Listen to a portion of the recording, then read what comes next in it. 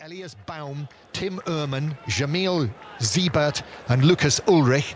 In midfield, Paul Vanna, Kasper Janda and the captain Merlin Röhrl, Jan Kielman and Ansgar Knauf, the wide players, with Nelson Viper through the middle. So Nick Woltermader, who you might have heard a good deal about over the course of the last week or so, he is only a substitute tonight, the Stuttgart striker and the top scorer at this tournament. There's the whistle and the match begins with Germany kicking off.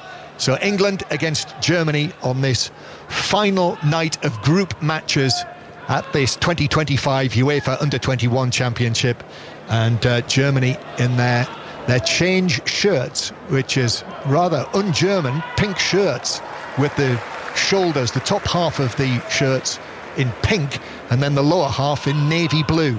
So immediately they launch an attack down the left-hand side, but it's deflected out of play for a throw-in that ends up all the way back with the goalkeeper, Tjark Ernst. Well, something we spoke about before the game was the position of Nwaneri, and straight away he is playing on this right-hand side. Amari Hutchison on the left. It almost looks like a 4-4-2 system with Jonathan Rowe and Harvey Elliott through the middle, so a little bit of a change than what we anticipated, but that's positive for me. Yep, that's better.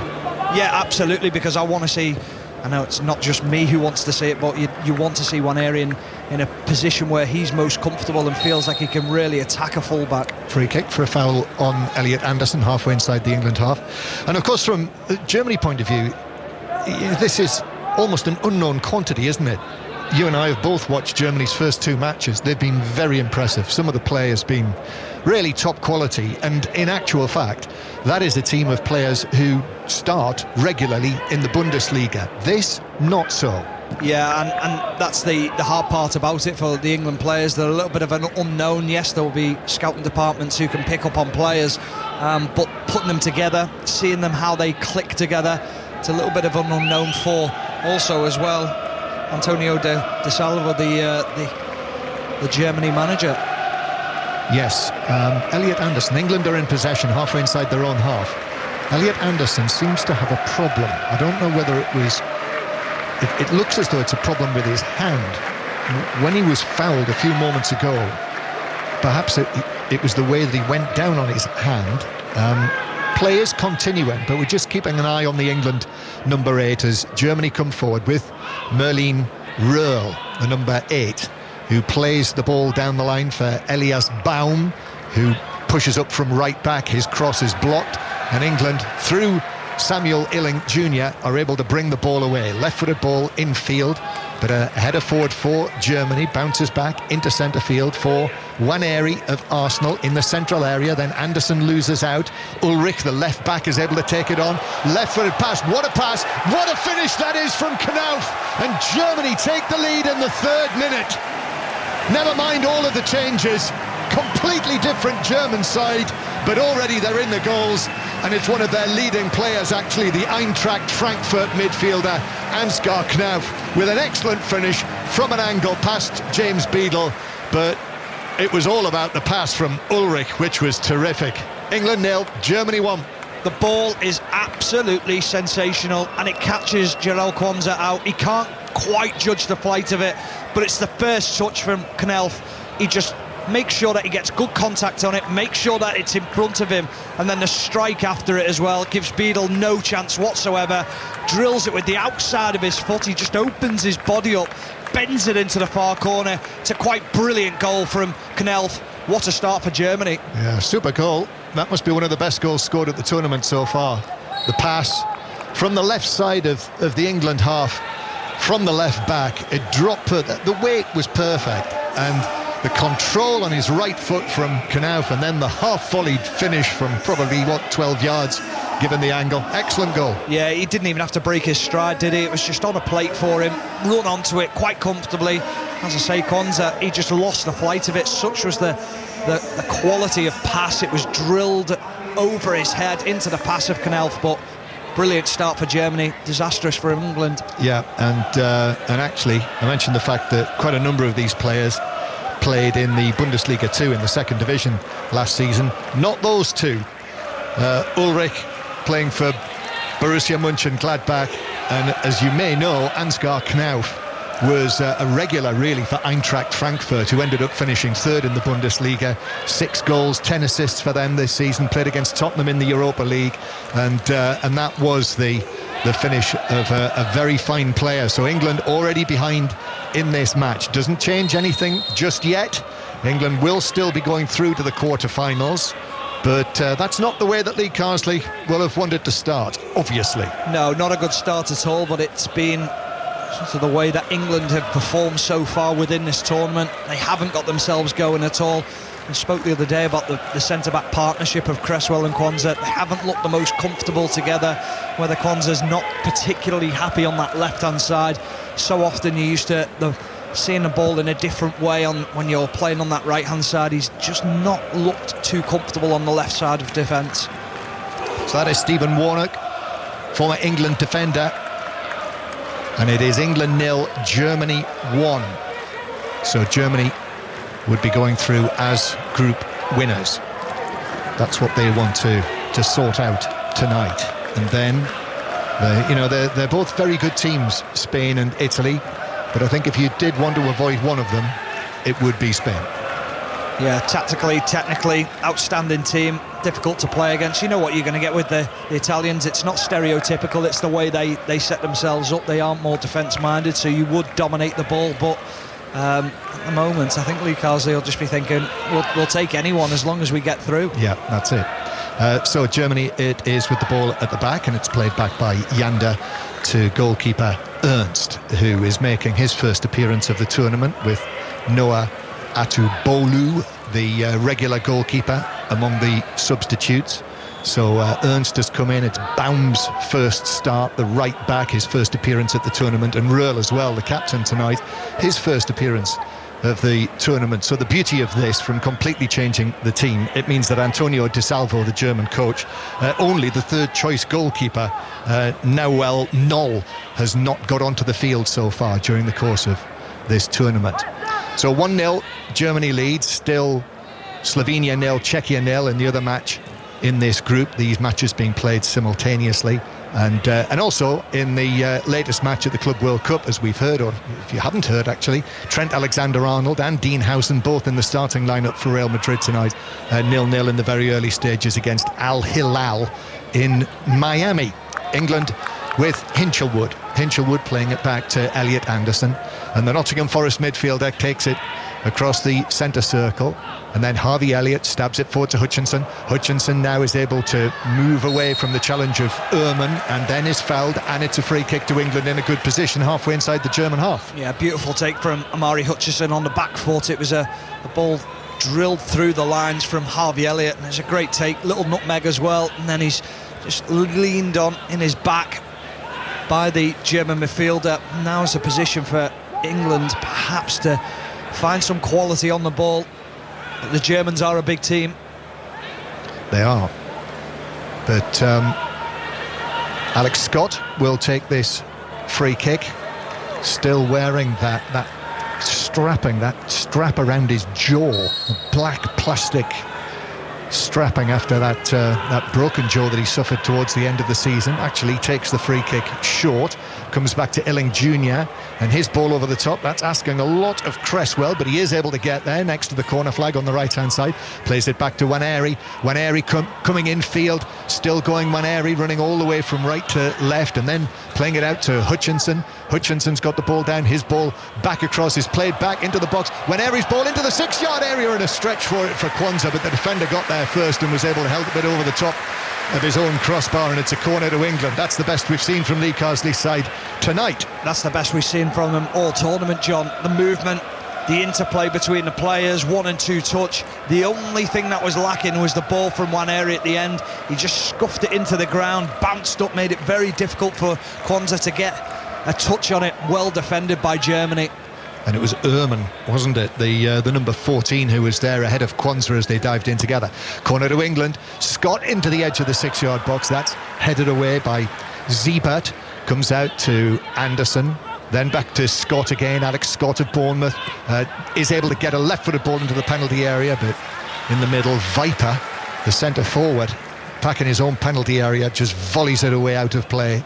and it's a throw into England down the left-hand side. If you just switched onto us on 5 Live, BBC Sounds, then Germany have got an early lead in this match through Ansgar Knauf, and England, with the scorelines as they are, will be going through to the quarter-finals of this Under-21 Euros as group runners-up. And the choice of listening tonight, by the way, on Sports Extra, Sports Extra 2 and Sports Extra 3, different commentaries from the T20 Blast, so cricket all the way, with Sports Extra 2 and Sports Extra 3 brand new. If you haven't heard about them, you can only listen on BBC Sounds to Sports Extra 2 and Sports Extra 3. Here's Illing Jr. on the left-hand side for England. Illing Jr. going back towards the halfway line, and then Cresswell takes possession of the ball in the centre circle. Cresswell, here's Waneri on the right-hand side, but in a very deep-lying position, so Cresswell gets another chance to play it forward. Harvey Elliott, the captain tonight, with McAtee on the bench, crossfield pass. Knauf is able to make contact with that, but it bounces off him and out of play for a throw. Yeah, just a bit of a Hollywood pass from Harvey Elliott. Not so sure that pass was actually on. Knauf read it very comfortably.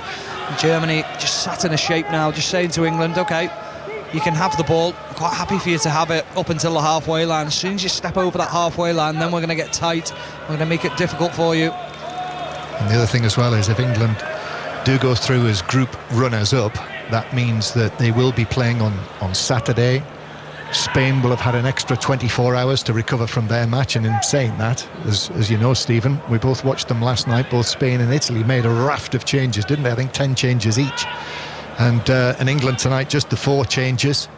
That match would be played at 8 o'clock, so it would be this time on Saturday night. However, there's a little way to go yet, and it's Harvey Elliott with the ball still inside his own half. His 25th appearance for England's under-21s. Now Anderson takes it on with a run through the middle. Still going Anderson to his left to Hutchinson. Hutchinson trying to find a position against the defender. Gets the cross in, but it's caught by goalkeeper Ernst at the near post. I just wondered whether Elliot Anderson could have got a shot away at goal as he drove through the middle. The Germany team just backed off him, allowed him a little bit of space. He tried to find a pass to Amari Hutchison. It got blocked initially, and then he did find him, and Hutchison just crowded out, looking to get it on his left foot, looking to get that shot away. Really good defending by Baum. Yeah, Baum did well, didn't he? Hutchinson was pulling out all of the tricks, but Baum, who was playing in Bundesliga 2 last season on loan at Elversberg from Eintracht Frankfurt, was able to deal with it. The 2 first-choice fullbacks for Germany are both Eintracht Frankfurt players as well, aren't they? Nnamdi Collins and Nathaniel Brown, who've both had very good tournaments. But on the bench tonight, England 0, Germany 1 is the score. Here is Waneri, chests it down, knocks it back to Kwanzaa, who had that chance for England in the 6-yard box. Alex Scott plays it back to Kwanzaa, then to his right to Cresswell, and then Cresswell looks to Hinchelwood, who's pushed well up the right-hand side, and England go back into their own half. What about this choice then of Hinchelwood at right back, Illing Jr. at left back, your specialist position, full-back position, and Livramento only on the bench tonight? Yeah, I mean, I like Illing Jr. I think he's naturally comfortable in that left-back position. I think Hinchelwood, we often see him playing in that midfield role, but we have seen him as a right-back for Brighton. Whether it's just an element of the way that Lee Carsley's set his team up this tournament so far, he's wanted one of the full-backs, if not both of them, to go narrow, and that probably suits Hinchelwood a little bit more to step into that central midfield area. I'd like to see them playing higher and wider, but that's just my preference. Yes, Illing Jr. coming in, having come on as a substitute late on, didn't he, in the match against Czechia, the Aston Villa player who's not yet played for Aston Villa. There's a deep pass there, but it's overhit for England all the way through for goalkeeper Ernst.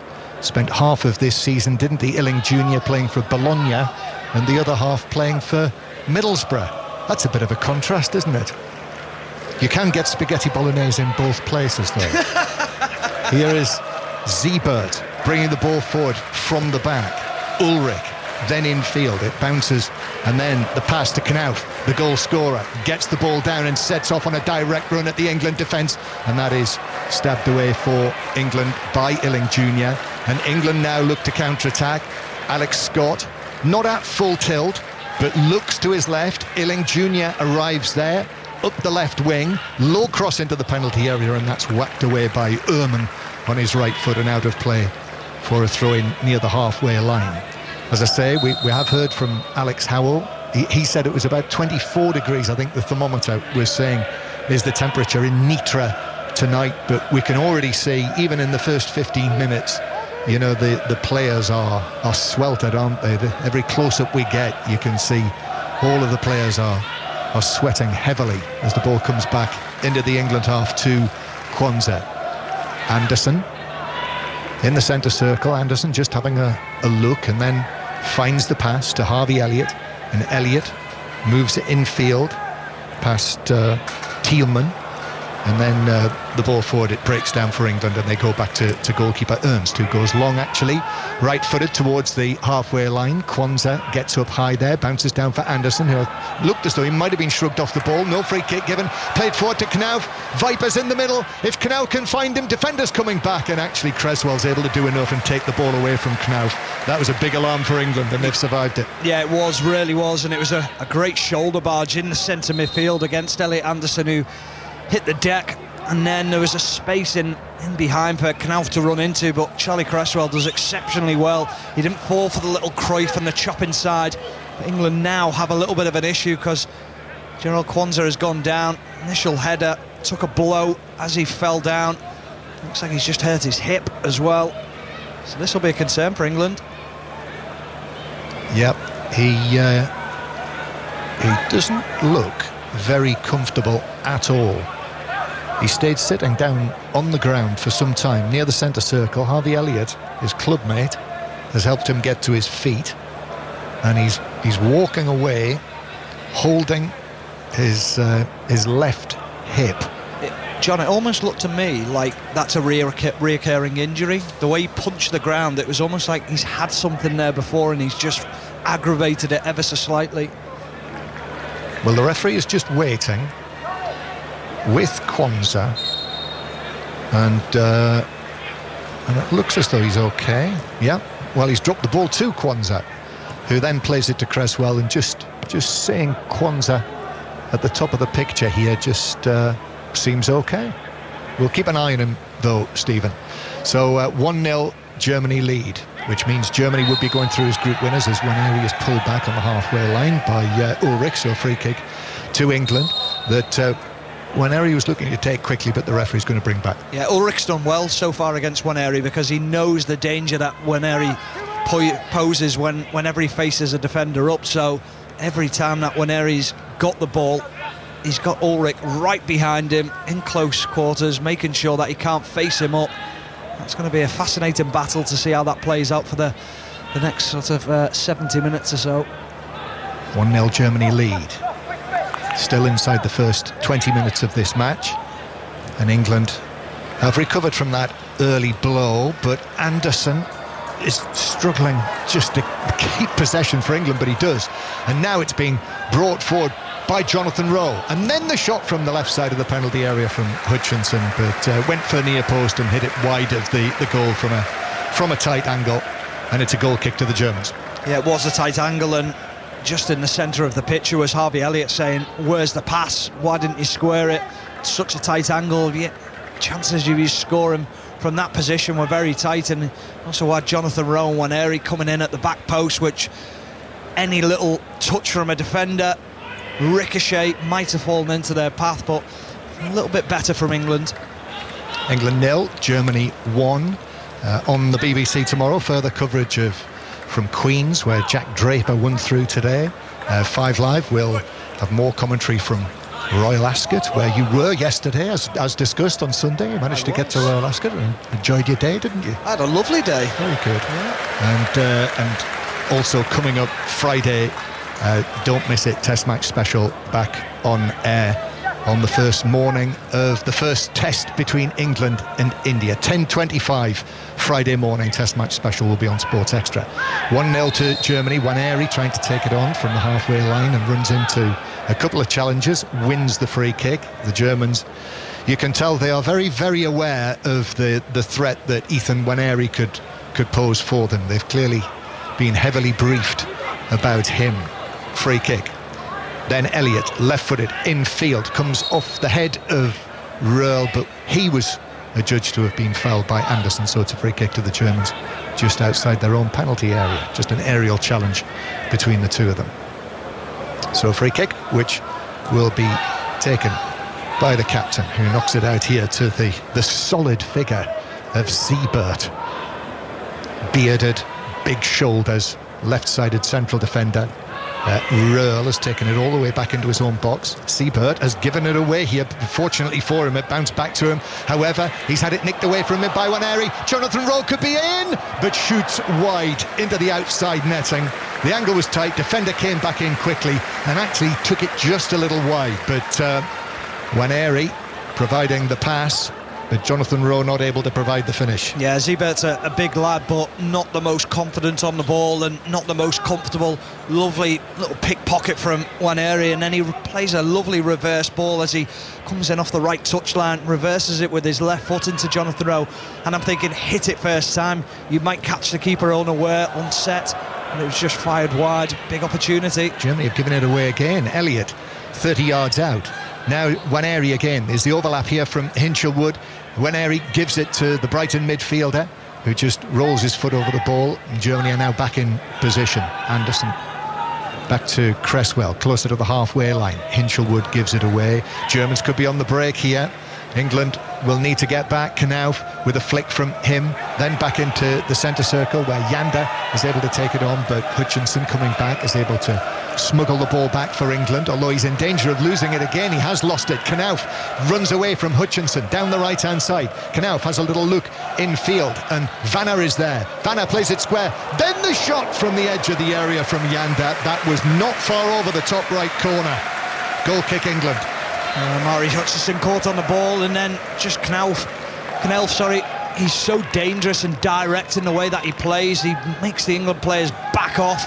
And as it comes across to Yanda on the edge of the box, I thought he'd scored. I thought he'd just opened his body out enough just to bend it into the far right-hand corner, the top left of James Beadle's goal. He was at full stretch. Had it been on target, he wouldn't have got there. Another warning for England. Yeah, England 1-0 down, and Beadle's clearance drifts out of play, so it's a throw-in to the Germans 15 yards inside the England half. So 1-0 to Germany, and a second goal for Germany. Were they to score it, then England, you would have to say, would find it very difficult. Even though this is a completely changed German team, they are very obviously well drilled. And remember 2 years ago, final match in the group, Germany, although a much changed German team from 2 years ago, but it was the same coach, Antonio De Salvo, who's in charge. Germany lost 2-0 that night in the final group match in Batumi. Harvey Elliott scored one of the goals that night, actually, and Germany ended up finishing bottom of the group, whereas England, of course, went on to lift the trophy. Well, what would it do for England's confidence if they were to lose against Germany's second string as well? Moving on in the tournament, it's not a great sign, is it?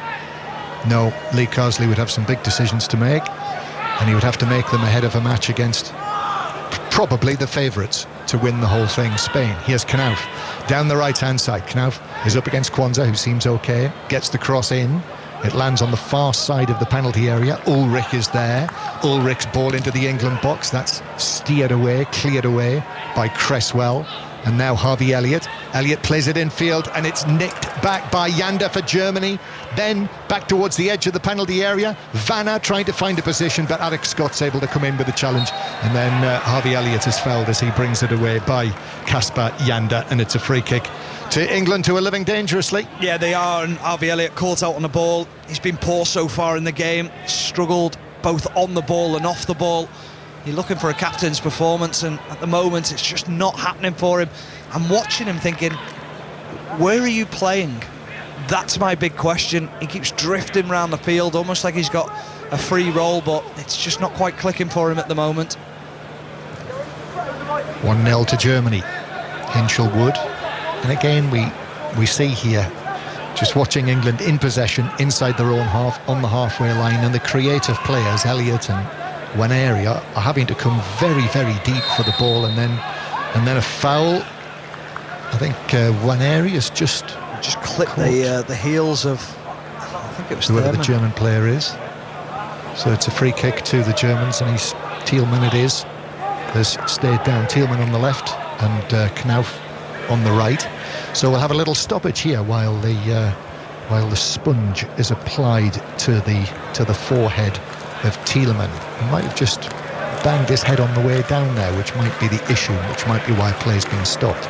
So England 0, Germany 1. Just while we've got a stoppage, we were talking about Sheffield earlier on tonight on 5 Live Sport. If you're in Sheffield on the 4th of July, which is a Friday afternoon, can I suggest to you the Crossed Wires Festival, which is a podcast festival, and it will feature many of your BBC podcast favourites, including, dare I say, the commentator's view, with me and Ian Dennis. Our colleague Alistair Bruce Ball, who's presenting 5 Live Sport tonight, is unavailable, so it's just the two of us out of the three. I know, I'm very disappointed. But tickets are available from the Crossed Wires website. So that's Friday the 4th of July. But also, as I say, various other BBC podcast and radio figures like Sarah Cox and Greg James. Newscast will be there, many more as well. The shipping forecast are doing a session which intrigues me.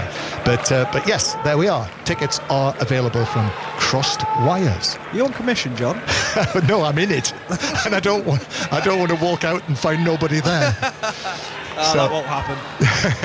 Here are the Germans with the ball inside their own half. I think Thielmann is okay, isn't he? He's received his treatment and play is back underway. Kwanzaa to Cresswell. Cresswell just puts his foot on the ball, and Anderson is able to make himself available, but this is very pedestrian from England. John, I just still don't like the positions of the two centre midfielders. They're far too deep on the centre backs. Think they can do that. Anderson plays it forward, however, to Elliott, and he finds a bit of space, and he gives it to Elling Jr., and now he has Rowe inside the penalty area. It bounced off him, but he was able to keep possession. The England-Marseille man, and then Scott. Cresswell's joined in. Anderson to Hinchelwood on the right-hand side. Back infield to Anderson. Anderson dinks it, overhits it, bounces through harmlessly from a German point of view for a goal kick. And the Germans still lead through that early goal, that well-taken goal from Ansgar Knauf. They look very well organised, Germany. They've lost the ball a couple of times with a turnover of possession, but the way they get back into shape very quickly, very organised, difficult to play through. But I do feel like if England are going to get anything from this, they now have to go and press and win the ball high up the pitch, as they have. Yeah, they have, and a little touch nicely, but not into the path of Elliott, and Germany are able to clear it into the centre circle to Cresswell. Alex Scott, then back to Kwanzaa, and now here's Illing Jr., and Illing Jr. begins a run forward and looks for Hutchinson, but into the path of Ehrmann the ball goes, and the German central defender is able to clear it, and Germany work it away. It's with Merlin Röhrl, who's got some space here, the tall curly-haired midfielder with the captain's armband on. His pass, though, Thielmann has to scamper over to keep it in play on the left-hand side, and then Kasper Janda is able to take possession, and England are now back in their slots, and Germany will have to find some craft to get through them. Vanna is able to turn and then slip the ball forward. Knauf could be in here, but Illing Jr. is able to put in the challenge. However, Röhrl has got it back for Germany on the edge of the box, but Anderson was able to force him to play it back to Janda behind him. Now they'll Baum, the right back, still inside the England box. A turn by Vanna, trying to find a position against Scott. Scott stumbles over, and it's scraped away for England by Illing Jr. Oh, well, didn't Illing Jr. do outstanding to get back into position as England look to break? They do, with Rowe, who commits a foul as he does so. Or was he fouled? Well, I think Elias Baum is wondering, was that given as a free kick to England? I'm actually not sure, John, if I'm being completely honest. Rowe applauded the decision. It was, yeah.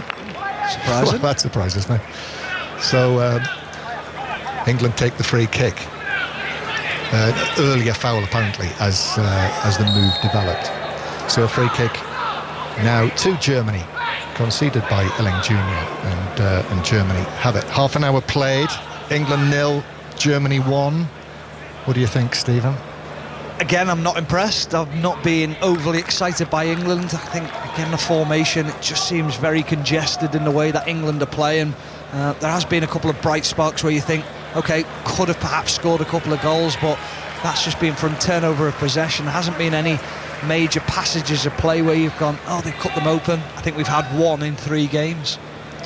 And again, you know, we probably should mention the fact that in an ideal world, Lee Carsley would have loved to have had Liam Delap and Joe Bellingham and Jared Branthwaite and Adam Wharton, Rico Lewis, who has been sent off in America tonight in Manchester City's first match at the Club World Cup. But I was in communication with the German camp, and they told me that they have 7 players who might have been in this squad who are at the Club World Cup. Incredible.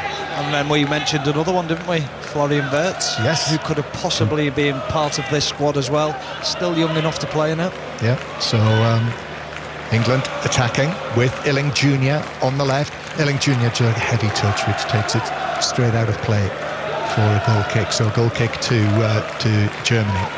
And when we had that discussion, my German friend very quickly said, but we are making no excuses about the absence of those 7 players. We are very happy with the 23 that we have here. 2 of the 7, John. Two each from Bayern Munich and Borussia Dortmund, and 3 from Salzburg. Wow. So there we are. Goal kick then to the Germans. The camera angle that we're looking at the moment, we can just see now the outline of Nitriansky Rad, the Nitra Castle in the darkness on the hill. Here's Anderson for England, who attacks towards the edge of the penalty area, but the challenge comes in on him, and Röhrl is able to take it away for Germany, and he looks towards Viper, and Viper passes the ball down into the right back position, but Quanza is able to sprint across, get a touch on that and put it out of play ahead of Röhrl, but for a throw-in to Germany down the left. Even though they've made all of the changes, they do look like an effective unit, this German team. They certainly do. I really like the look of Röhrl, the captain, driving runs from midfield, making sure that he's running beyond the striker. When the striker comes short, he's the one who's making them runs in behind. So yeah, it's been positive so far for Germany, and they look like they haven't made 11 changes. Merlin Röhrl, the captain, as the ball is thumped across with his left foot by Ulrich, lands on the far side of the penalty area. Knauf takes it down, plays it back to Baum, then Knauf again. Here is Röhrl, who's able to put his foot on the ball. Boyish looks Röhrl, but he is quite tall, probably well over 6 foot, as Germany continue their attack down the right-hand side. Here is the cross into the middle. Viper with a header down and in. It's 2-0 to Germany. Towering header from the centre forward, 6 yards out. Germany have got a grip on this. They've got a grip on the group, and it looks as though England will be going through as group runners-up, as long as things don't take a turn. England 0, Germany 2. Well, a look towards his goal scorer from the manager, Antonio Di Salvo. He punches the air. He knows how important that goal is to put this game potentially to bed, but it's just great play down the right-hand side from Germany. Ball fizzed into the box, and Viper gets up in between the centre-half Cresswell and Hinshelwood, the right-back, and he makes sure that he's got the jump on Cresswell. Hinshelwood tries to almost push his hip into the back of Viper to stop him jumping, but he's up too early. A towering header on the 6-yard box, bottom left-hand corner, and James Beadle no chance of getting anywhere near it, and it's a worrying sign for England. 2-0 to Germany, with this scoreline going through with 3 wins out of 3 as the group winners. And they left out Nick Woltemade tonight, the big forward who's scored 4 goals in the first 2 matches.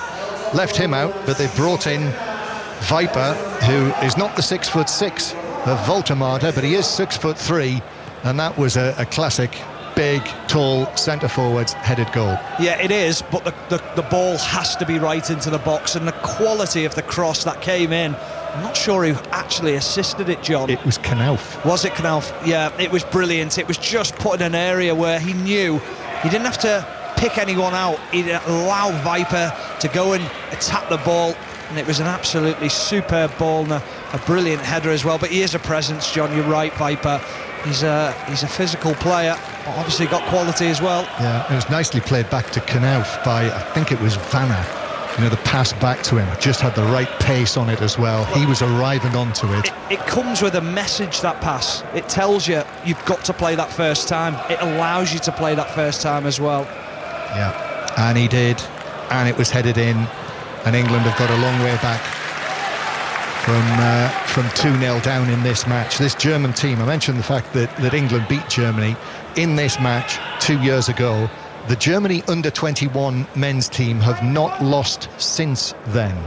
Germany unbeaten in 18 matches in qualifying and friendlies, all under the same coach, Antonio De Salvo, who's a long-time coach of the Under-21s, like Lee Carsley, and actually was the assistant before that.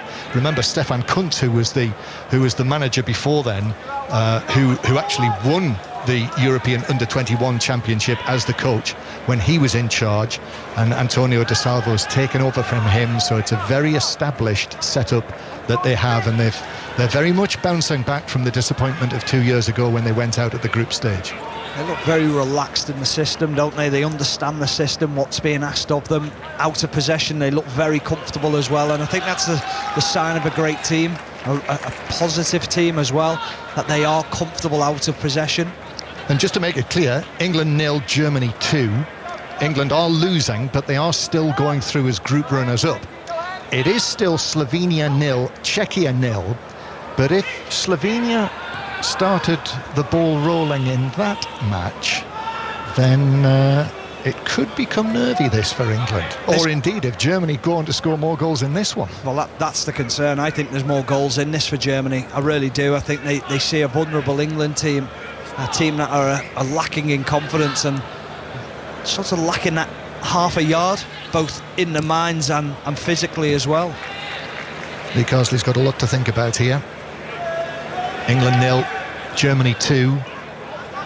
And the thing is, unless this situation improves and unless we see a big improvement from England in terms of the performance, they're going to go into that match against Spain with not a great deal of confidence. No, not at all. The confidence will be so low. They'll have to make changes, trying to bring positivity into it, but almost give them a freedom to go and play this. I'm still not convinced by the system. I'm still not convinced about the way that the two full-backs are playing. However, Lee Carsley has been there, he's won it, he knows what the capabilities are of these players. So England have to do something about this. 2-0 down. Hutchinson couldn't find the pass to Rowe, who was the man on the edge of the D. Comes back to Nwaneri. Ethan Nwaneri, the Arsenal 18-year-old, shoots for goal from the edge of the area, but that was comfortable enough for Tjark Ernst to dive forward and gather the ball up into his chest. Yeah, I think the nice thing for the German goalkeeper Ernst was that he saw it all the way as Ethan Nwaneri drove off that right-hand side, coming across the box. It was just that feeling that he was looking to bend it into the far left-hand corner as he sees it, but couldn't quite set it out wide enough. Comfortable save for the German goalkeeper.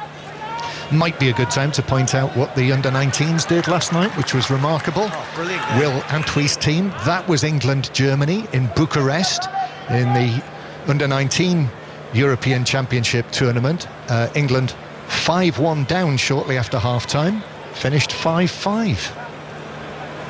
Could we get the same? Not so sure. Well, it's a stretch to think that, but I'm sure that's what they were thinking in Bucharest last night when they were 5-1 down. England 0, Germany 2 is the scoreline in this one. Still Real Madrid 0, Al Hilal 0. Simone Inzaghi's Al Hilal with his, as England play it forward. Here's Hinchelwood onto this ball down the right-hand side. Hinchelwood's ball across, no one can get a touch. Anderson actually runs and keeps it in play. It didn't roll out of play, but England couldn't get anyone in there. Illing Jr. then back towards Kwanzaa.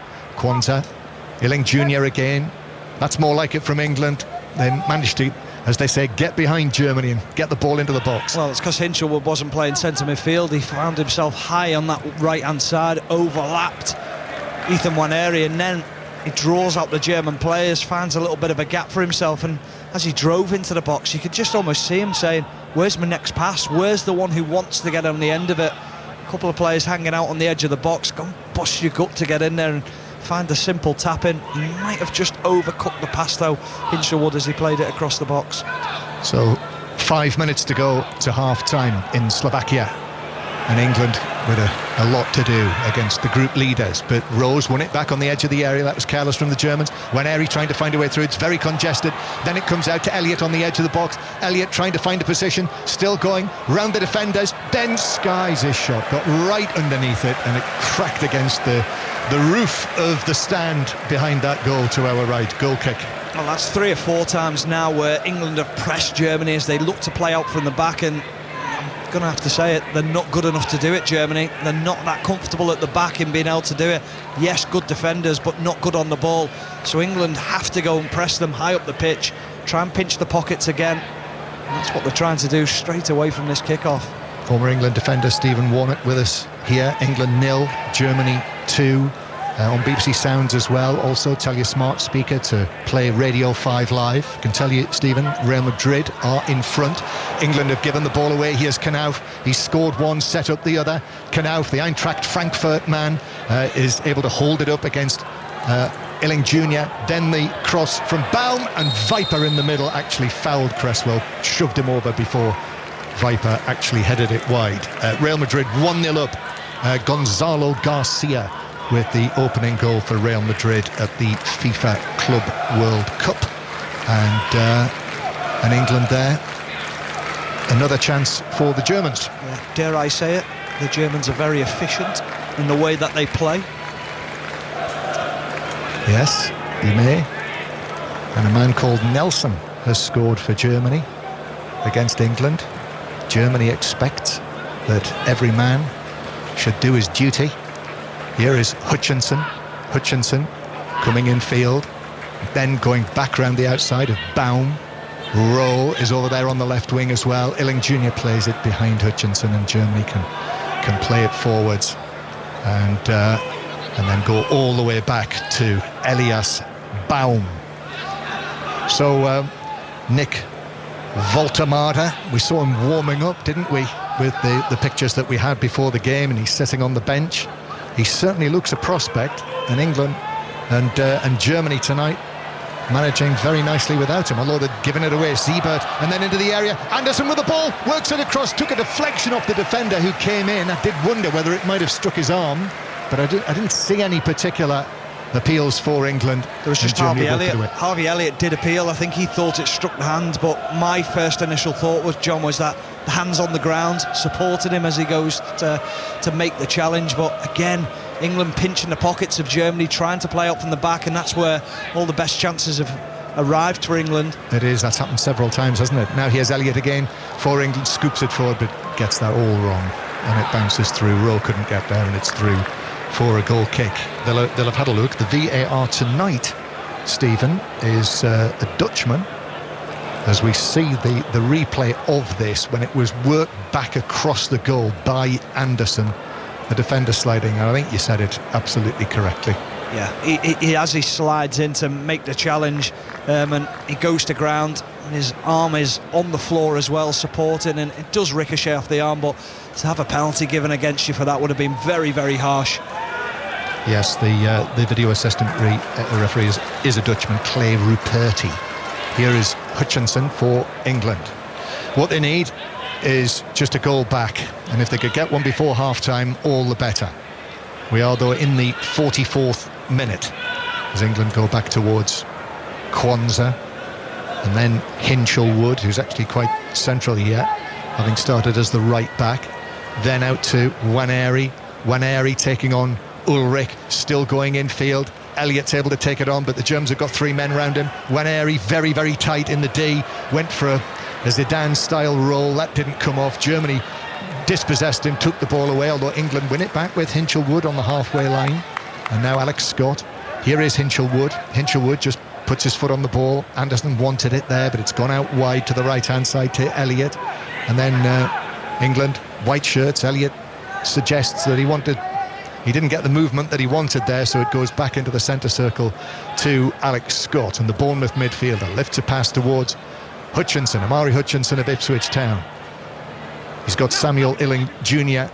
to his left. He uses him, but then England have to go back further towards the halfway line, and we are almost into added time at the end of the first half. Harvey Elliott for Waneri. Waneri takes it into the penalty area, then goes for the byline, still going, ball across though. He stretched for it, and by the time he was able to make contact, he could only help the ball into the near side netting, and it's a goal kick. Yeah, and he's there will be almost 2 minutes doubled of up added time. upon by Ulrich, and Tielemans making sure that if he does dart inside, one of the defenders will be able to close him down. If he goes on the outside, the other defender can deal with it. They know the danger that Waneri possesses. So just to underline, the scoreline is England 0, Germany 2. England are losing this match, but right now, with the group table as it stands, England would be going through as group runners-up, because Slovenia, Czechia is still level at 0-0, the other match in the group. England will start worrying if Slovenia are able to get ahead in that match. But it is the Germans coming forward again. Anderson putting the challenge in, and down goes Vanna, and then the referee sees a foul on Anderson, and it's a free kick to England halfway inside their own half. Scott with that jaw strap that he's got on, it goes over the top of his head, and the floodlights just catch on the top of it. And speaking of the floodlights, I think some of them have gone off. They have, yes. Yeah, it's suddenly become rather eerie, and it looks like, from the pictures that we've got, at least one of the 4 floodlight pylons has gone off. Now, is this light enough for play to continue? The referee suggests not, because the referee's picked up the ball. So players been suspended with about 1 minute 30 of added time having been played out of the 4. Al Hilal have equalised, by the way, against Real Madrid. It was a penalty from Ruben Neves. So Real Madrid won, Al Hilal won, and it looks as though they've got a problem in Nitra, Stephen. Yeah, they certainly have, because I think there was not long to go, as you say, John. I had it as 40 seconds to go, and it was almost like the referee thought, can I blow up and maybe we can sort this during the half-time interval? But he obviously has to play the allocated time, make sure that it's played out. But are they... I'm just seeing the pictures there, John, almost like that feeling of they're just warming up again, but I'm not so sure. I'm not sure about that. As I say, I mean, it's always worth saying that we're not there when we're not there. No. Because we've got a situation here where it's actually very difficult to tell, because we are being very much guided by the pictures in the stadium. And it's a sort of, I mean, it's more than a half light, isn't it? Although there is a shot now of the stand where it does look quite dark. It looks very dark. Yeah, and it looks as though it's on the main stand side. And so far, we've only seen one floodlight pylon that isn't working. And the referee is in discussions with the 4th official. And I saw the 4th official just turn and put his thumbs up. And he's a Dane, Jakob Sundberg. And I got the impression there that they might be going to say, we'll play this last 30 seconds. As I say, around about 1 minute 30 of the 2 minutes of added time had been played. The referee's talking to the 2 captains, Harvey Elliott and Merlin Röhl. And it looked to me as though he might be going to drop the ball to restart play. But there's quite a discussion going on here, and actually he's now walking away from them. It's half-time in the other match in this group, Slovenia 0, Czechia 0. So with that scoreline and the one we have in this match, Germany winning by 2-0, that is enough for England to go through as group runners-up. But everything's ground to a halt. The referee walked off the pitch. Now he's walking back onto the pitch. He's still got the match ball in his hands. He's obviously in discussion with the other officials, because he's talking away. Obviously he's got the sort of stem microphone, and he's blown the whistle. He's gathered the England players around, and he's dropped the ball, and the England players are just, in fact, he's just put the ball on the ground, and England are now just, Harvey Elliott's playing keepy-uppies with it, and the referee walks away, and the Germans are milling around, and it's not immediately obvious what's going to happen. He's blown the whistle again. He's obviously said to them, I'm going to drop the ball, no one goes anywhere near the ball, and we'll just play these 30 seconds, finish the first half, and then hopefully they'll be able to sort the floodlights out. And I get the impression from the fourth official that he has said to him that that's what's going to happen, and they'll just need 15 minutes, I hope, to get things going again. So there we are. That's it. Half-time. England 0, Germany 2. England have struggled. This Germany side, 11 changes, completely different team, but you wouldn't know it. Scored 2 good goals. Knauf, actually a very good goal, the first one scored by Knauf, and it was Knauf who crossed for the second one from Nelson Viper to head in. The goals being scored in the 3rd and 33rd minutes, and it looks very much, unless Slovenia put a spanner in the works, as though it's going to be Germany finishing top and England second. Yeah, it certainly does, and Germany deservedly going in at half-time, 2 goals up. They've been a better team. England have created opportunities off Germany being poor playing out from the back, which isn't their greatest strengths. They're good in defensive positions, in 1v1s and setting up as a team, but England have to be better. Same problems that they've had in previous games, struggling to create opportunities through their own passages of play and good play. And Lee Carsley has got a lot of work to do at half-time, whether he makes big decisions on the shape, the system, or whether he makes big decisions in personnel. But something needs to change. Yep, it looks like England are heading to defeat in Nitra. Half-time, England 0, Germany 2. John, first test at Headingley on Friday, but we nearly had bad light stop play at the end of the... Well, we did have bad light stop play at the end of the first half there. Just before you go, you might enjoy this from Bob in Spain, who's been listening on 5 Live BBC Sounds this evening. He sent this early in the first half. He says, England under-21s already 1-0 down to Germany. I've had a knauf of this already. Which is the kind of sort of gag that would feature on the Commentator's View podcast, I think, at some point, possibly during the live show. But obviously, he'd not sent that before the venomous header from Viper. No. I'll leave you to it. Enjoy half-time. Hopefully the lights will be on full blast again for second half commentary. 5 Live and BBC Sounds. Worth repeating the group situation as well, as John was explaining. So England 2-0 down at half-time, final group game in this European Under-21s Championship for England, the defending champions, don't forget. Slovenia and Czechia are still 0-0. So England still 2 points ahead of Slovenia, but were Slovenia to take the lead in that game, then England would only be ahead on goal difference. Slovenia go 1-0 up. The goal difference would be 2 better for England. So Nader Manua, who rejoins us at half-time, slightly concerned. I mean, that would give a real encouragement to Slovenia, but first and foremost, England have got to try and find a way second half to get back into this game. Yeah, absolutely they do. I think the jokes that you've just made there are probably the highlight of the 45 minutes from an English perspective. So I think that says a lot, because they were tough.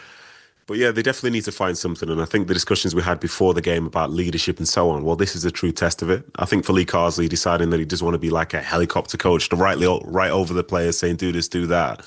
Well, he looks like he's going to have to say something now, because as you've said, it's poised very, very delicately in the fact that, do England look like they're going to score at the moment? Probably not really. Slovenia going in at halftime knowing that maybe a goal could spark something that, many people deem to be unrealistic. They'll be more positive than, say, the England side of things. I think something definitely needs to change, because the Germans, they haven't been great in my opinion. Yeah. But they've been good enough. They've taken those 2 chances. The first goal was a great finish, and the second one, you'd hope that England would be able to defend that a little bit better. So yeah, something needs to be said, something needs to be done, and the next goal is massive. I've listened to John and Stephen do all 3 games at this tournament. Again, Stephen using the word congested tonight about England, this formation. Everything seems sort of a bit blocked up. Yeah, I think that is fair. I think there are times when they do want to have an element of control in that midfield area. But it's interesting that England look more dangerous when they win the ball back off the opposition, as opposed to being able to create something themselves generally. And that is a bit of a disappointment with the attacking players that they do have out there. So it looks like something does need to be tweaked.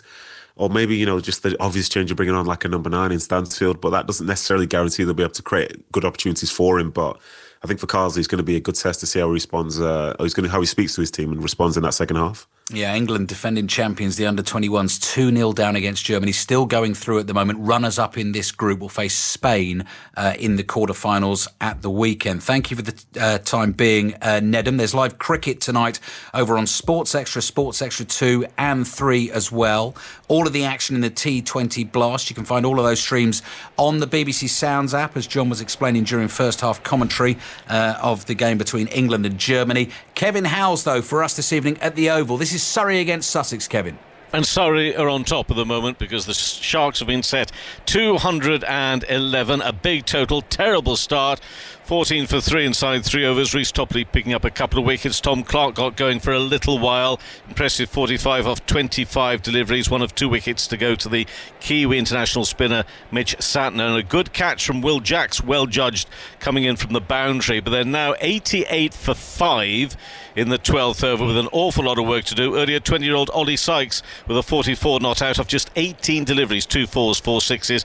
Quick look at the other 2 matches still live in the South Group. Gloucestershire defending champions without a win, set 158 to beat Kent. Latest I've got 84 for 3 after 11 overs. And a result from the North, Worcestershire Rapids beat second place Durham by 6 wickets, chasing 156. They did so with 17 balls remaining. Ethan Brooks with a 51 off 24 balls. Thank you, Kevin. England's Under-21s team 2-0 down at half-time in Slovakia against Germany. Second half commentary on the way here on 5 Live. First of all, the news with Tim Daly. The voice of the UK. This is BBC Radio 5 Live. Yes, good evening. President Trump has remained non-committal on whether he will directly involve the United States on Israel's side on the 6th day of its war against Iran. In his latest comments, Donald Trump said, "I may do it, I may not." Our correspondent Sebastian Usher is in Jerusalem and has been talking to 5 Live. The one at Fordo, built against a mountain, goes underground, very, very deep. Israel doesn't have the weapons, the bombs, but are capable of destroying that if that's the only way to deal with it, and the US does. The United Nations Secretary-General Antonio Guterres has warned any further internationalisation of the conflict between Israel and Iran could have enormous consequences. The Prime Minister chaired a meeting of the government's emergency committee, COBRA, this afternoon. A woman from South Yorkshire has died from rabies after coming into contact with a stray dog during a holiday in Morocco. Yvonne Ford's family said she became infected after being scratched very slightly by a puppy in February. Dr. Andrew Lee from the UK Health Security Agency has been explaining how the disease passes from humans to animals. Usually it's a bite or it may be a scratch from an animal and you come into contact with a saliva. So even a lick from a rabid animal, for example, could transmit the virus. If someone comes into contact with rabies and seeks medical attention very early on, washes out the wound, gets vaccination, the treatment's pretty effective and that's really good. The trouble is if treatment's delayed and the disease sets in, by that time it's usually fatal. A man from Belfast has been jailed for 31 months for sending threatening online messages to Northern Ireland's Deputy First Minister Emma Little-Pengelly. The 34-year-old also broke windows at the constituency office of another DUP politician. The Transport Secretary has confirmed the opening of the HS2 rail line will be delayed again beyond 2033. Heidi Alexander told MPs the project was an appalling mess and billions of pounds had been wasted since the line was approved in 2012. The rail operations consultant, William Barter, has been telling 5 Live communication problems may be causing delays. What they seem to be doing is building a railway that's so robust as to minimise their long-term liabilities. But what there doesn't seem to have been is a sort of iteration between the client and the contractor via the DfT and the ministers when the contractor hits something that's going to cost more money to have a talk about it and say, do we really need this? Can we make it cheaper? As opposed to just cracking on. The government has appointed a senior pastor from Nottingham as the first Windrush Commissioner. The role was created to champion those affected by the Windrush scandal. And warnings are being issued about the dangers of hot temperatures as parts of the UK prepare for a heat wave. Temperatures are expected to reach 31 degrees tomorrow and Friday before peaking at 33 on Saturday. And that is the news on 5 Live. This summer, England are hosting India in a 5-test series. Short, cutaway, and brilliantly caught. And you can hear ball-by-ball action from Headingley, Edgbaston, Lords, Old Trafford and the Oval with the TMS team on 5 Sports Extra. He raises his bat to the crowd. Everyone up on their feet. Plus, with BBC Sounds, you can take the action with you, so you never miss a moment. India's Tour of England. First test starts Friday morning at 11, live from Headingley. On 5 Sports Extra and BBC Sounds. This is 5 Live Sports. Listen on BBC Sounds. Yes, Alistair Bruce Ball with 5 Live Sport for you tonight. Half-time in Slovakia. We hope they're furiously fixing the floodlights there. Floodlight failure in added time at the end of the first half. Not going well for England's Under-21s this evening. Still going through at the moment as runners-up in Group B. They are 2-0 down against Germany. And from the TV pictures I've got, floodlights not at full brightness at the moment, with both sets of substitutes warming up on the field. John Murray and Stephen Warnock will be back with us shortly. Slovenia 0, Czechia 0 in the other game. If Slovenia get ahead in that game, then it's going to come down to goal difference if England remain behind. So it could get tense in the second half. No rest for our golf correspondent at the moment. Listening to him in Oakmont on Sunday night. Dramatic finish there. The Women's PGA Championship begins tomorrow at Fields Ranch East in Frisco, Texas. Commentary of the final 2 rounds of that on Sports Extra on Saturday and Sunday. So Ian Carter is already there for us. Ian, I know nothing about Fields Ranch East. What can you tell us about it? I didn't know much about it until I got here as well, Ali. It's the first time that it is staging this championship. It's the second time it's staged a major, if you count seniors majors as majors, because the senior PGA was played here a couple of years ago.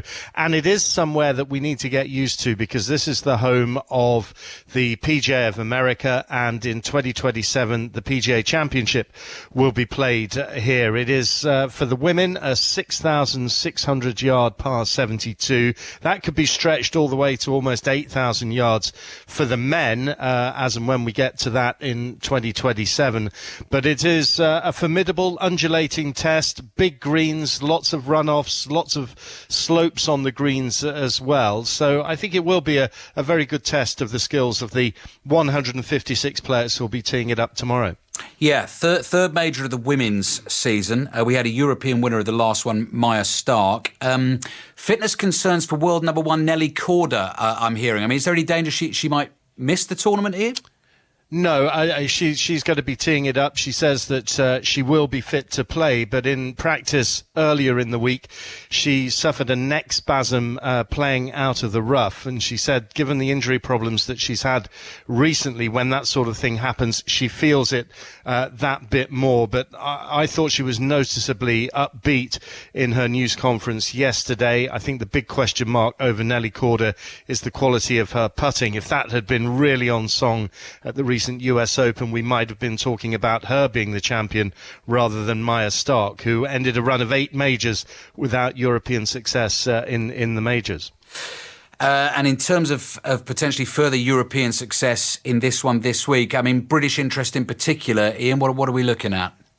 Well, one player I'd like to highlight is Mimi Rhodes, because she turned professional after playing in the Curtis Cup victory last summer, and this is her rookie season on the Ladies European Tour. She's already at the top of the order of merit there, courtesy of 3 wins already. It's been a meteoric rise for this 23-year-old from Bath, and as a result, she was given a special invitation into the field here, and she is thrilled to be in Texas.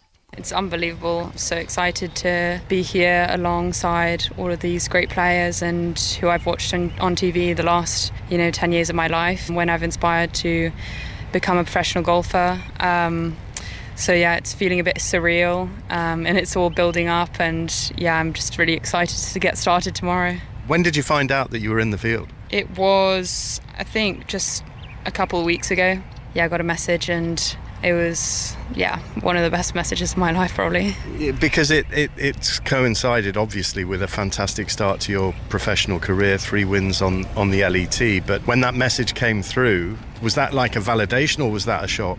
Well, I knew it'd be quite hard to get into the field, it being a major and everything. But I just hoped that I'd shown everyone what I was capable of. And I guess it was a shock, definitely, but also showed me that, I can be at the same level as other LPGA players, and just gave me the reassurance that my game is where it can be to beat the best in the world.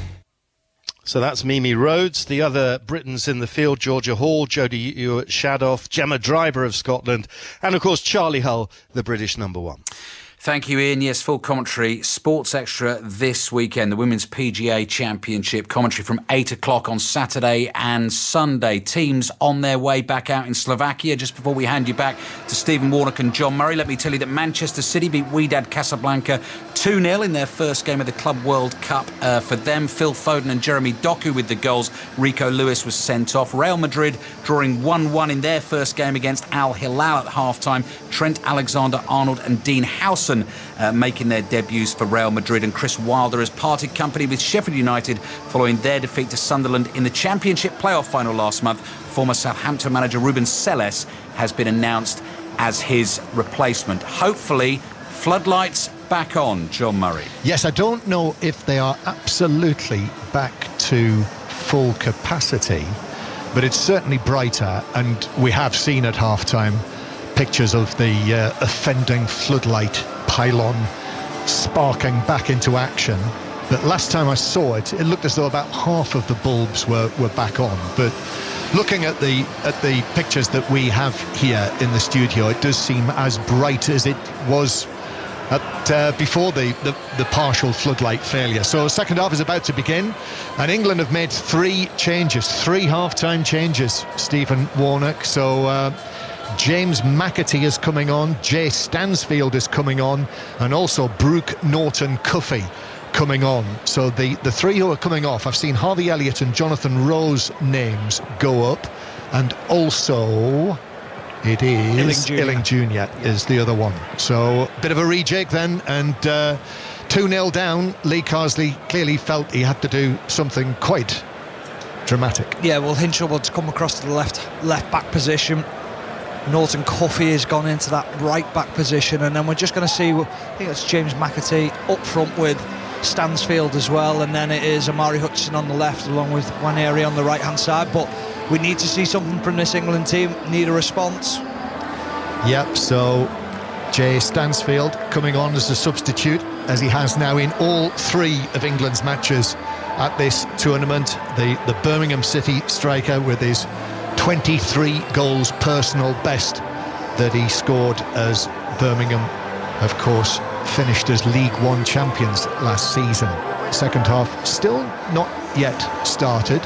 The referee just waiting, so actually a couple of the England players, Anderson and McAtee, so McAtee has now taken back the captain's armband with Harvey Elliott going off, just knocking the ball to one another. So England now with Beadle in goal, Norton Cuffy, Cresswell, Kwanzaa and Hinshelwood are the back 4. Then in midfield, McAtee, Scott and Anderson, and then Hutchinson, Waneri and Stansfield. The Germany team as it started, if you weren't listening in the first half, the German coach Antonio De Salvo, as the whistle goes from the Dutch referee Sander van der Eyck, blows his whistle. England kick off at the start of the second half with Germany 2-0 up, and Germany on course for 3 wins out of 3 in the group and go through as group winners. And with the scoreline in the other match in this group, Slovenia 0, Czechia 0, that means that England would be going through as group runners-up despite this defeat. And Germany, as they started with Ernst in goal, a back 4 of Baum, Ehrmann, Siebert and Ulrich. Midfield is Vanna, Yanda and Captain Röhrl, and then Knauf on the right. He scored 1 and created the other one for the header from Nelson Viper, and then Jan Thielmann playing on the left-hand side. And here is Knauf forward Germany as they look for a third goal. The ball is played across by the number 7, but Beadle is able to drop forward onto it, the England goalkeeper, and hold it securely. Stephen Warnock. Well, like the first half, which led to the goal, Ulrich hitting a diagonal ball into the path of Knelf, and he's so dangerous, he's so quick and direct, he's the outlet for this German team. And that is what they're going to look to do in this second half. They're just going to look to counter-attack. They're quite happy to sit in their shape and say to England, OK, can you beat us? As England come forward, down the right-hand side, Norton Cuffy swung it across the penalty area low, and it was turned behind at the back post. Excellent cross from Norton Cuffy. Well, who's in there? Nobody. Absolutely no one. No one wants to get on the end of it, and this is what I liked about Norton Cuffy the other night when he came on. He was so positive, played high up the pitch, he allowed Nwaneri to get in 1v1 situations, and now he's become an option. It's a great ball across the edge of the 6-yard box. So a corner to England. Deep one from Scott. The whistle's gone. Referee spotted an infringement in there. Lots of bodies jostling, and the free kick given Germany's way. I didn't see too much. It was difficult to really pick out what had happened. Just showing us it again. Yeah, I think there was just a little bit of a flailing arm there. It was Baumann in the left back position, who'd been caught in the face a little bit, made the most of it, won his team a free kick. So 2-0 Germany lead as Norton Cuffy is able to take it down. Brooke Norton Cuffy, the Londoner who was at Chelsea as a youngster, was at Arsenal as well, various loan moves, and now playing in Italy with Genoa. Norton Cuffy. Here's Hutchinson on the left-hand side, back into the penalty area as a little shift and shimmy from Alex Scott in the area. It looked good, but he wasn't able to, in the end, get a shot in on goal. England attacking again with the ball on the right-hand side. It is played back to Anderson centrally by Nwaneri, and then England managed to work it to Hutchinson. Early cross this time, right across the penalty area, and Norton Cuffy will do well to keep that in play, which he just catches up with it on the far side, level with the edge of the German penalty area. Then a low ball in towards the edge of the box. Nwaneri's ball into the penalty area, but Stansfield can't take it on, and Germany are able to get it again. And actually there's a foul by Nwaneri, and it's a free kick to Germany in their own left back position. Well, as that ball went out to Norton Cuffy, if that had been the first half, there wouldn't have been an England fullback that high up the pitch to pick the ball up. So far it's been more positive from England in terms of getting the fullbacks advanced, making sure that they're playing higher up the pitch. Nwaneri will be absolutely delighted to see the position of Norton Cuffy. So 2-0 Germany lead, and a foul on Alex Scott, and a free kick to England deep inside their own half. Earlier, by the way, in the final matches in Group D, it finished Denmark 2, Finland 2, and Netherlands 2, Ukraine 0, which means Denmark going through as group winners in that group, with Netherlands as the runners-up. So it's quite a lineup in the quarter-finals. It'll be Germany and England going through from this group. So you would have, as England come forward, but McAtee is dispossessed. Germans arriving on both sides of him. It's played forward. Cresswell should get there first for England. He does, and he rolls it all the way back to James Beadle. You would have Spain against England. It is Portugal against Netherlands. You would have Germany against Italy, and Denmark against France. As England attack, Norton Cuffy on the overlap. Oh, might have been caught inside the area. Referees having nothing to do with that. Ulrich in with the challenge, and Germany are able to clear it away up towards the halfway line. The news from the other match in the group, incidentally, Czechia have taken the lead. So Slovenia 0, Czechia 1, and that's quite the relief for England, because Czechia cannot make the quarter-finals. Slovenia had to win that match, and they're 1-0 down to put any sort of pressure on England. Yeah, a little bit of respite for England. I'm sure the coaches will know that straight away, and it'll be a bit of a relief. We've just seen a little bit of a replay there where Norton Cuffy went forward, John, and I think Ulrich and him almost tangled laces. I think he stood on his lace, and that took him to ground, but it was never a penalty. It was Filler, by the way, who scored for Czechia, who scored against England in the opening match. England 0, Germany 2, as it was at half-time. Ball's played back to goalkeeper Ernst, who's able to just allow it to run and then pass it to Ehrman. Now here is Röhl over the halfway line. Knauf, the overlapping run from Baum. Baum plays it back, looking for Knauf on the edge of the penalty area, but that was dealt with by Hinchelwood, and then it's chipped out of play. Röhl just allowing it to run, and it's a throw-in for the Germans halfway inside the England half. Röhl takes the quick throw. Baum, the right back, but Knauf doesn't make the run, so Hinchelwood has got it back. And Kwanzaa is being chased by Knauf to the edge of the England penalty area, and then gets rid of it to his left to Anderson, and Hinchelwood goes all the way back to Beadle. So 6 minutes gone in the second half, and with Slovenia losing, and this scoreline as it is, really it looks as though this is all pretty much sewn up now for the final 2 places in the quarter-finals of this tournament, unless England can stage a dramatic and unexpected turnaround. Stansfield on the edge of the box. I suppose this is an important 45 minutes for Stansfield, because you, I think, would say that if Stansfield can impress and do something special here, he might be in the starting lineup against Spain. Yeah, he quite possibly will be and could be, but I think Nedham talked about it before the show. You're only as good as the service in and around you, and so far it's not really been able to get on the ball. It's too slow and lethargic as it goes across in front of the Germany midfield and back line. Stansfield, who is yet to score for this England Under-21 team, and this is his 6th appearance. Had a chance, didn't he, against Slovenia on Sunday. Goalkeeper made a good save. Hutchinson receives it. He's in space down the left-hand side. Drills it across low, but that's cleared away on the sort of point of the 6-yard box by Ehrman. But England come again, white shirts with that blue stripe down the sides, blue shorts, white socks, against Germany in their change kit. The shirts, the two-tone shirts, the pink and navy blue, sort of pink shoulders, white numbers on the back. England attacking with Waneri, who is forced to take it further away from the penalty area, but he's still going, the Arsenal teenager. Then square to Hinchelwood. Hinchelwood back to Kwanzaa. Kwanzaa now 30 yards out. England still in possession. McAtee with the captain's armband after coming on as a substitute at half-time. Anderson now, white strapping around his left wrist, gives it to Amari Hutchinson. Amari Hutchinson up against Baum, the right back, but Baum does well. Let England keep possession. Now Anderson's ball into the box. Little flick on the edge of the area. Hutchinson now. McAtee takes it on. McAtee looks to cross, but that was blocked. Ball stays in play, and Germany are able to clear through Knauf. And then it's won back for England illegally with a handball by Cresswell, who's furious. Picks up the ball, the central defender, and in frustration actually heads it down into the ground. But it was the right decision. Do you think?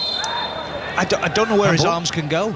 I don't know where Charlie Cresswell's arms can move to. I think he just gets himself in a solid position. Okay, it might hit his arms, but the bias side, I get really frustrated with that, because it's not an intentional handball. It doesn't make a movement towards it. I think outside the penalty area, that's always going to be given as a handball, isn't it? Yeah, very true. But it wasn't outside the penalty area. It was outside the box. No, sorry, I thought you meant on the edge of the penalty area, sorry. Yeah. So it's a free kick that the Germans play back towards the edge of their own box. 2-0 they lead. Tomorrow night, 5 Live Sport will be fully previewing the first test with Test Match Special on air Friday morning, live from Headingley. And also tomorrow night, we will be looking ahead to the Lions tour. So lots of talk about that tomorrow night. They play their first match, their warm-up match on Friday. Chris Jones, Ugo Monya, as Norton Cuffy comes forward for England but tries a shot left-footed, which was straight at goalkeeper Ernst, who was able to save that quite comfortably. Yes, the Rugby Union Weekly becomes daily throughout the Lions tour. That is from next Monday, and also tomorrow night from 9 o'clock tomorrow night, an hour with Sam Warburton and Martin Johnson, both who captained the Lions twice. So listen out for that, 5 Live Sport tomorrow night. I would suspect it'll be available on BBC Sounds as well as a podcast. Germany coming forward, looking for a third goal, as the offside flag is obviously up, and it's a free kick for England on the edge of the penalty area. Stephen Warnock. Yeah, England just really struggling to find any quality higher up of the pitch. It's been positive from Norton Cuffy in that right back position since he's come onto the pitch. He's making sure that he's marauding down that right hand side, and you talked about Jay Stansfield, thinking about can he get a start.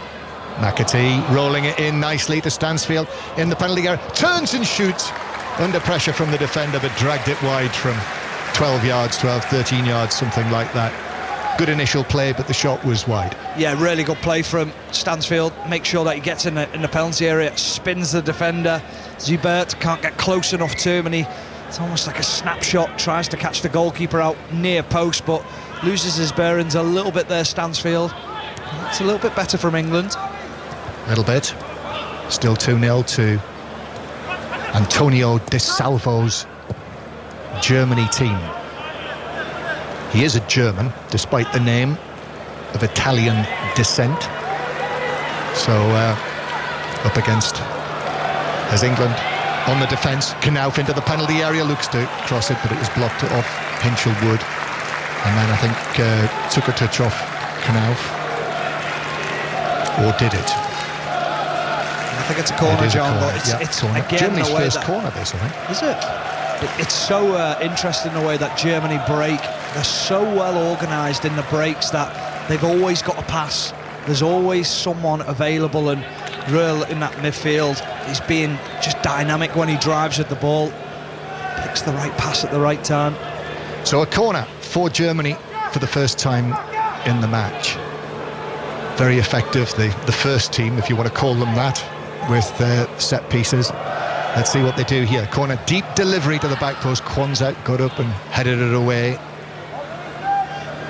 very decisively, but it's back to the pinky, purple and blue shirts of Germany on the halfway line. Do you like the kit? Not as much as I like the first team kit. The German kit, I think it's an absolute classic, the current incarnation. England in danger of losing it. Anderson, I think, was fouled there. No free kick, but Kwanzaa's able to step forward and play it up. But big Zibert has stepped forward. He came from nowhere, the central defender, and he was able to take possession for Germany. Yanda now goes back towards the halfway line. Yes, the first choice kit. Plain white shirt, black cuff, black collar, and just that classic German DFB badge on the left breast, and also the old style Adidas logo on the other side.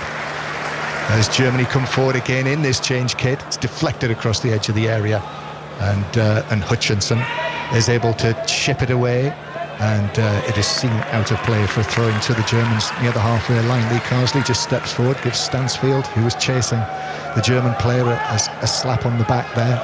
And as I say, that Adidas logo, the old style Adidas logo, which is the Adidas logo I grew up with, which I actually was looking at a couple of days ago, and they call it the trefoil.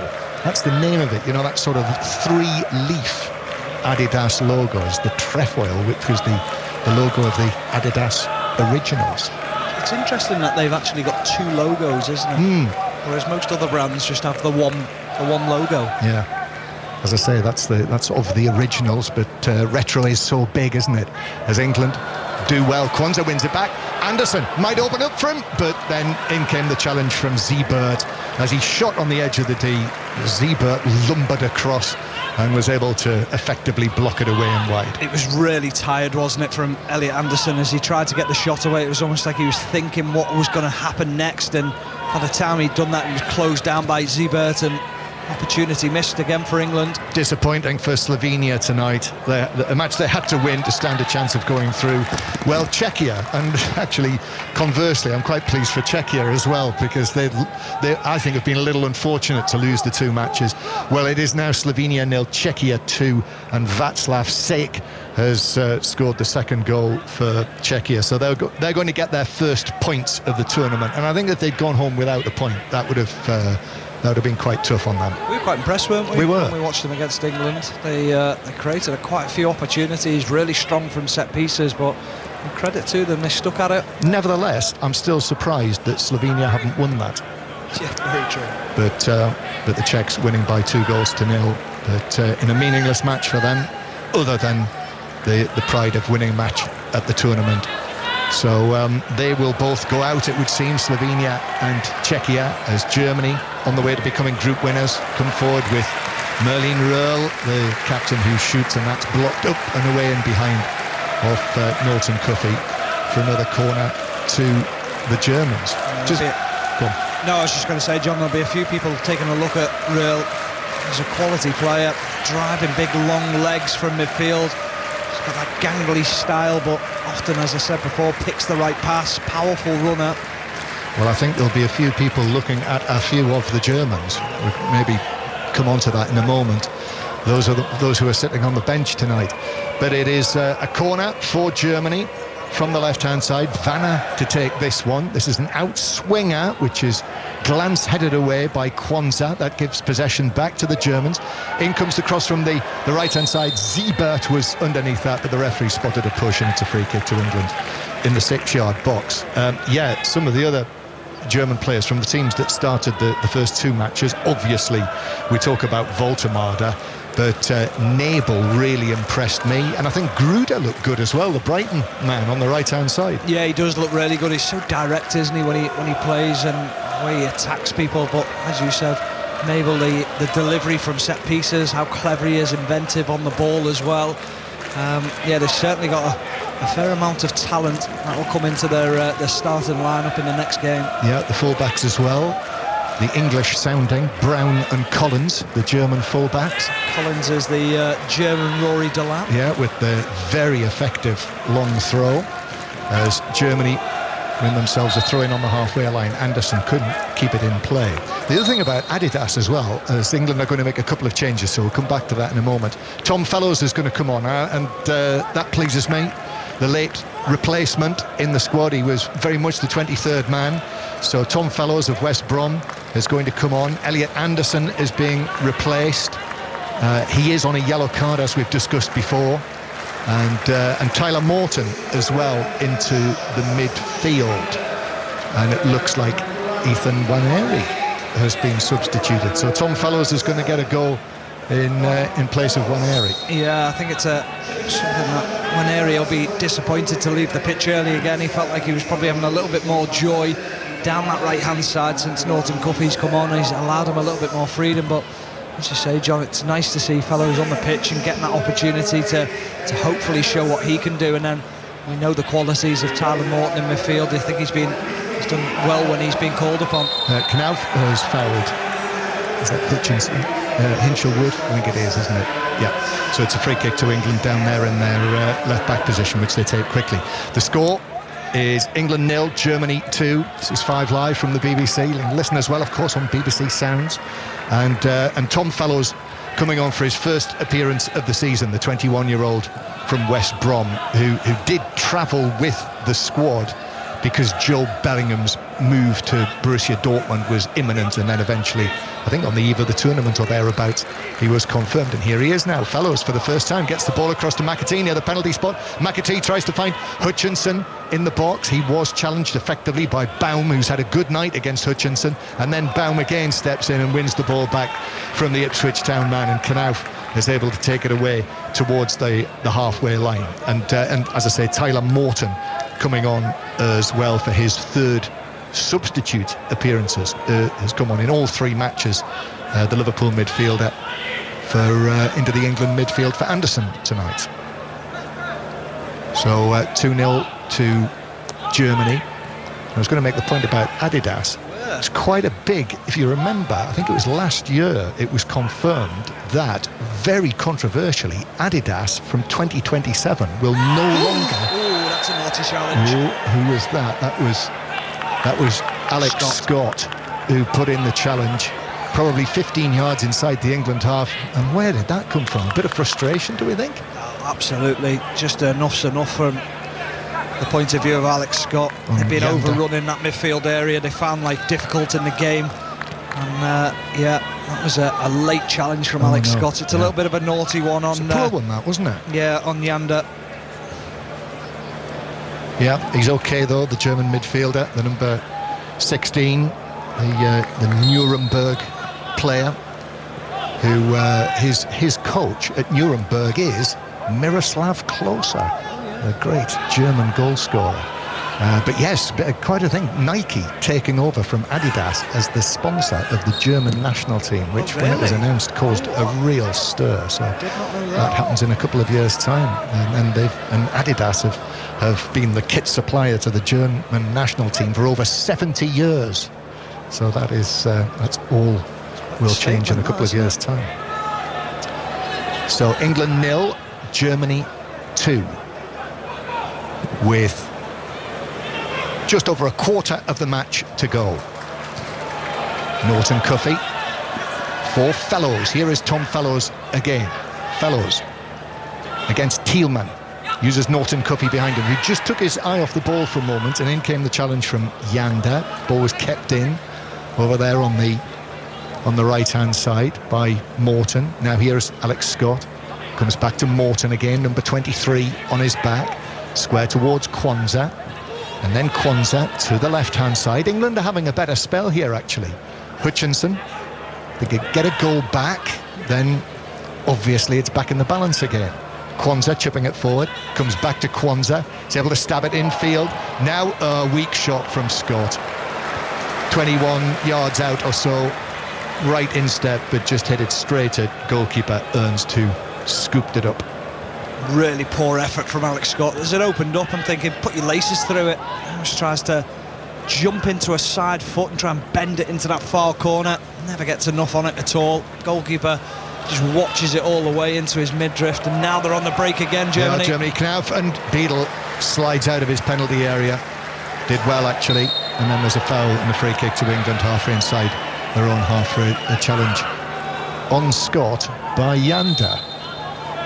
Retribution. A little bit of that, I think. Yep, upended him. Wasn't as bad as the initial challenge, but Beadle doing well there as he slid out of the penalty area, so 2-0 remains the score. Floodlights seem okay, Stephen? They certainly do. You didn't believe me when I said they were heating back up, did you? Yeah, got back up to full power. So England will go back towards the halfway line to Cresswell, and then down the right to Norton Cuffy. Here is Fellows again. Fellows is able to take a couple of touches. Norton Cuffy, and then England go further back again to Cresswell.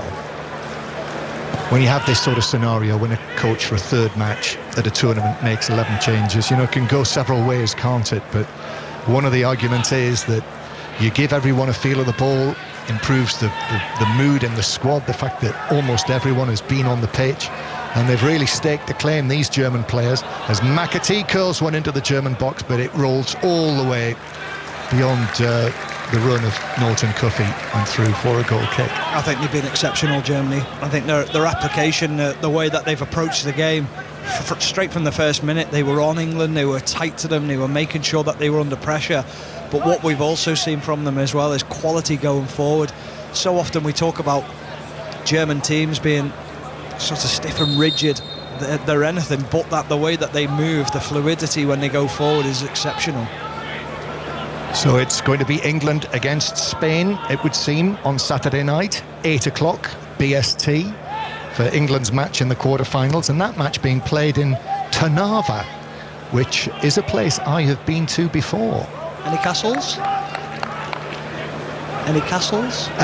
Not that I remember. Although I remember stumbling on a Slovakian wedding, I think, in the afternoon before the match. Wedding crasher John Murray. Well, it was in a lovely cobbled square. I wonder if that'll come up at the podcast. It might do. The question is, what England game was played in Trnava? There's one for you. As Röhrl turns and deflects the ball out of play for a throw into England down the left-hand side. It was a significant game. Trnava's not very far away from Bratislava. Here's Hutchinson into the penalty area. Hutchinson takes it on, looks to cross it. It's blocked behind for a corner. Corner to England again. They're not giving this up by any means. They have been the better team probably for the last 15 minutes or so. Yeah, but Germany look comfortable within it, John. They're quite happy for England to have the ball and move it side to side without really creating too many major problems for Germany, and Germany have defended extremely well. Alex Scott to take the corner, right-footed from the left-hand side. 20 minutes to go. It's a very deep one. Looking at the header of Cresswell, who heads it back across goal, but it lands on the roof of the net. It didn't.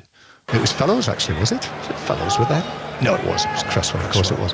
And it lands on the roof of the net. The TV pictures fooled me there. So it is a goal kick to Germany. Producer Gary tells us, yes, there is a castle near Trnava. It's called Smolenica Castle. Not that I remember it, but it was significant, Trnava, because it was the venue for the one and only match. Finish that sentence. Hutchinson now to the edge of the penalty area. Fellows just beaten to it, and Germany clear it towards the halfway line. It was the only match that Sam Allardyce had as the manager of England. His one and only match was in Trnava. He wasn't in the wedding, was he, as well? No, he wasn't there. He was not involved in that. Remember, Adam Lallana scored the winner right at the end. So England will be going back to that stadium, it would appear, barring a dramatic turnaround in this match, to play that match on Saturday night. England again coming forward, but Germany are able to deal with this, play it forward towards Knauf, and then Knauf forward towards Röhl, but just got a touch from Cresswell to take it away from him. When if Röhl had got the touch there, you would have been away. You would have had a clean run through on Beadle's goal. Yeah, he also had Tielemans on the opposite side as well, who would have been free. So it was a really important challenge from Charlie Cresswell to make sure that he intervened. England 0, Germany 2. And England, there's an overhit pass from centre field that gives Stansfield absolutely no chance. And it's through for a goal kick. I think the Germans are actually going to make a couple of changes. Antonio De Salvo is going to give one or two of the first team a run out. And it looks as though we are going to see Paul Nebel, the Mainz midfielder, who has been one of them men of the first couple of matches, who's going to come on. Kwanzaa probably feels Antonio De Salvo just a little concerned at the way that England have been the better team. Kwanzaa still going, pulls it back, then the chance from at the near post, Stansfield, who's in amongst two or three German defenders and forces the corner. He got the shot in, but it was deflected narrowly wide of the foot of the post, and it's another corner to England. Yeah, Siebert does exceptionally well to get across with Stansfield, make sure that Stansfield can't get a free hit at goal, throws his body in front of it. Important challenge. Scott again with the corner. Remember, Cresswell did get his head to the last one. Cresswell, who scored against Czechia in England's first group match. Again, it's a left-sided corner. The referee's talking to Jarell Kwanzaa, who did very well actually with his run into the penalty area to set up that Stansfield chance. So here we go, 2-0 to Germany, but England with the corner that Scott takes. Again, Cresswell the target, but this time Siebert is able to get to it. Then a wild shot from 25 yards that is hit by McAtee, and it's actually stayed in and is chipped into the back post, and that was half a chance there for McAtee himself. I think that was Hinchelwood from the cross from Scott. The shot from McAtee ended up back to the corner taker. I mean, Hinchelwood should score. He's 3 yards out, he jumps early, gets up, but takes his eye off it. It's almost like he thinks he's going to get clattered by one of the defenders, and he puts it over the bar. That was a glorious chance for Hinchelwood. We saw him arrive late on in the game against Slovenia the other day, and he just thundered one into the top corner, but the goalkeeper saved it at full stretch, and that was another similar opportunity for him. Still 2-0 to Germany though, and Germany now have scored 9 goals in the competition, and Voltemada has had a good rest tonight, as indeed has Tresoldi. They're quite a good combination, those two, actually, aren't they? And Voltemada is far from just the out-and-out centre forward, isn't he? He's an all-round. He's a good link-up player. Yeah. They call him 2-metre Messi, but they also call him 2-metre Messi Musiala, because he can play both of those. Kind of roles. As England look to attack again, Hutchinson. They're threatening a goal, England. Hutchinson does well, beats Bound this time to the byline, pulls it across, and there it is. It's turned in by Alex Scott, and England have got a goal. 2-1 on the night now, and they deserve that. Yeah, they do for the last 15 minutes or so, and being direct and organised and making sure that they're getting the wide players in 1v1s. Amari Hutchison does exceptionally well. What they do well this time, England, is they isolate Amari Hutchison. They allow him to be in a 1v1 situation. He has the beating of the defender, chops inside him, and then it's now, can you pick out the right pass? And he does. Alex Scott with a simple tap in. As you say, John, they have deserved that, and England find themselves 2-1 down, but now with an opportunity to perhaps get something out of this game. Yes, they are. I mean, they are going through anyway with the scorelines as they are. Even though England are losing, England 1, Germany 2 is the score now. But if they're able to just get out of this match with a little bit of something, and now actually a reaction to that I think that must be Röhl who's come off. That's Knelf. And Knelf's come off, definitely. Yeah, he has well. Both of them have come off, yeah. It's Röhl and Knauf who've been replaced by Nabel and Tresoldi, actually. So Tresoldi, who I just mentioned, the Italian-born German international, the number 9, has come on up front. So with Germany having conceded, and I think the changes were coming anyway because of the way that the game was going, but now England are attacking again, looking for an equaliser. And they have been able to up the performance, and they are looking better now. There's more life and more energy in them. Fellows down the right wins a corner, another corner for England, this time from the right-hand side. So Knauf and Röhl replaced by Tresoldi and Nabel. And that goal from Alex Scott, incidentally, was the first one that the Bournemouth midfielder has scored for the England Under-21 team. The situation is the same. Germany going through as group winners, England as runners-up. Corner then for England. Tyler Morton takes this one. That's headed away by Siebert. Comes out to the recent goal scorer, Alex Scott. Norton Cuffy over there towards the right-hand side. Deep cross into the area. Goalkeeper Ernst comes, gets a punch on that. Hutchinson takes it down. Hutchinson is then challenged, but England, Hinshelwood, is able to take up possession again.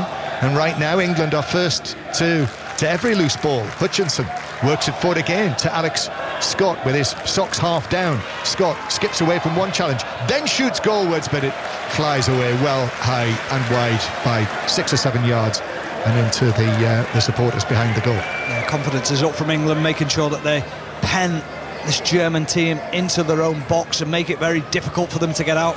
Alex Scott perhaps probably makes the wrong decision here as he cuts inside. It's just a little ball into Stansfield or to McAtee, who were in better positions, but such is their confidence after scoring his goal, I felt like the opportunity was there for him. This is 5 Live, but we have T20 Blast cricket going on Sports Extra, Sports Extra 2 and Sports Extra 3, and Kevin Howells has news on, I think, Surrey, Sussex. Kevin? Yes, I do. In fact, all the games are finished now, John, and Surrey are top of the South Group following a 48 runs victory over Sussex. 3 wickets each to the internationals, Rhys Topley and Mitch Satner defending 210. Gloucestershire, their first win of the season as defending champions. First win in 6 games. They've been Kent Spitfires by 7 wickets at Canterbury, and Durham stay second in the North Group despite losing to Worcestershire Rapids by 6 wickets. Thank you very much, Kevin. England 1, Germany 2, and this final night of group matches at this tournament, the UEFA Under-21 Championship, with England and Germany heading through to claim the final 2 places in the last 8. Matches will be played on Saturday and Sunday. Do join us Saturday night, 8 o'clock kick-off, if you've got nothing else on. Norton Cuffy into the penalty area, looks to cross, but it comes off the defender. It's another corner to England.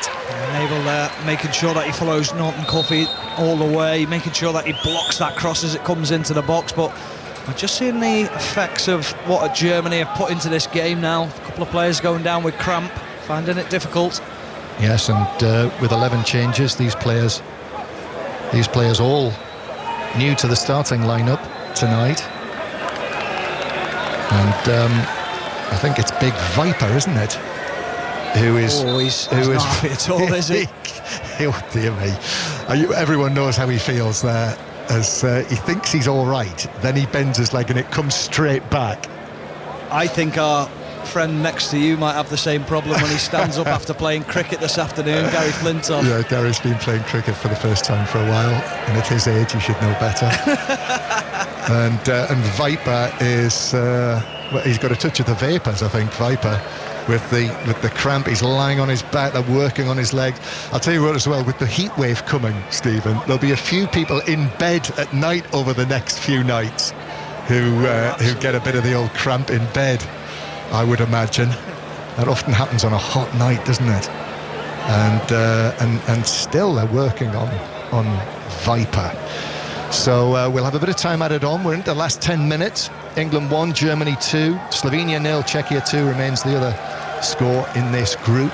Let me just mention as well, if you're missing your football, search on BBC Sounds. If you search Football Daily, all sorts of podcast offerings that will see you through the summer. And they've just put up again, it's a sort of rehash of the That Season When series, and it is when Chelsea won the Premier League under Jose Mourinho for the first time, so that is on there.